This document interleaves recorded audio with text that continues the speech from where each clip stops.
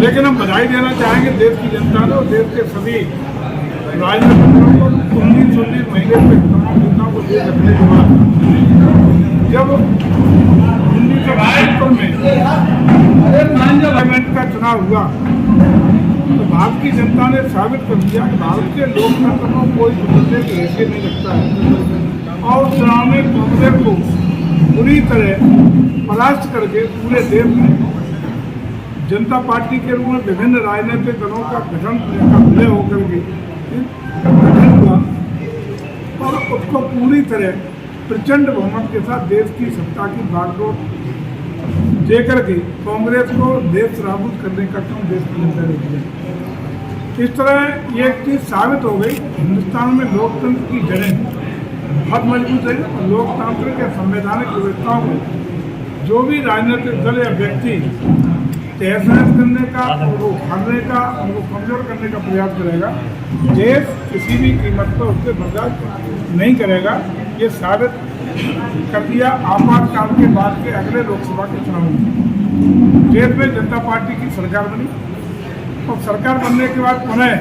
लोकतंत्र स्थापित हुआ, संवैधानिक व्यवस्था स्थापित हुई और इंदिरा जी स्वयं को भी चुनाव में पराजय का मुंह देखना पड़ा। ये है भारत का मजबूत लोकतंत्र। कांग्रेस शासन में तत्कालीन उस समय की प्रधानमंत्री स्वर्गीय इंदिरा जी ने अपना चुनाव माननीय उच्च न्यायालय द्वारा रद्द करने के फलस्वरूप अपने को लगातार अपनी सरकार को कायम रखने के लिए, स्वयं को लगातार प्रधानमंत्री पद पर विराजमान रखने के लिए देश की संवैधानिक लोकतांत्रिक प्रक्रियाओं को ठप करते हुए महामहिम राष्ट्रपति जी के द्वारा आपातकाल की घोषणा कराने का काम और ऐसा आपातकाल लगा जिसमें सभी संवैधानिक संस्थाओं को अधिकार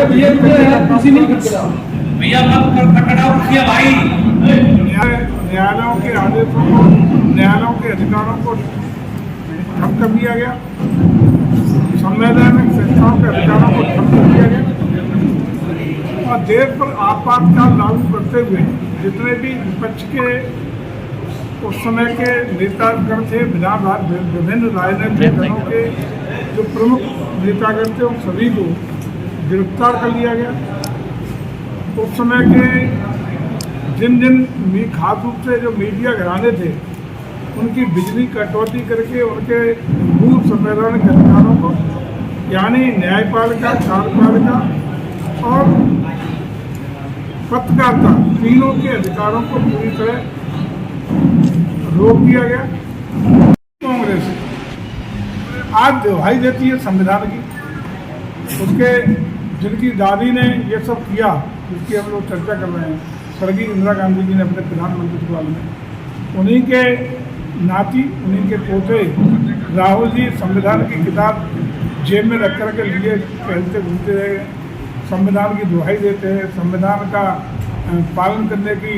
शिक्षा दीक्षा देते हैं। लोकसभा के चुनाव में सारा वही लोकतंत्र की दुहाई देते हुए संविधान की किताब को जेब में रख के टहलने के काम किए। इन लोगों को मुझे लगता है कि कोई भी नैतिक अधिकार, संविधान के प्रति की कोई आस्था है, न व्यवस्था में कोई आस्था है, न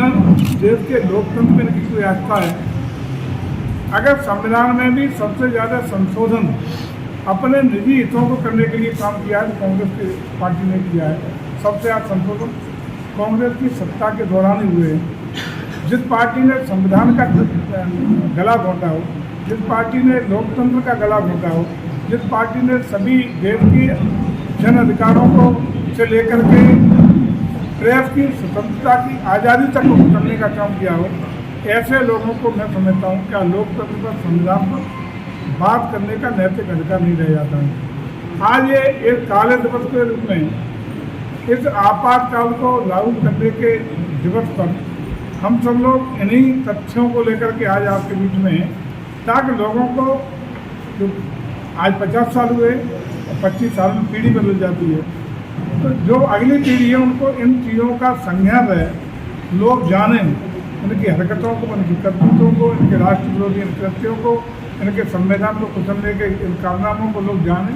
समझें। इसके लिए आज हम लोग आपके बीच में आए हैं। और हम समझते हैं कि भारतीय जनता पार्टी निश्चित रूप से संविधान और संवैधानिक व्यवस्थाओं का पूरी तरह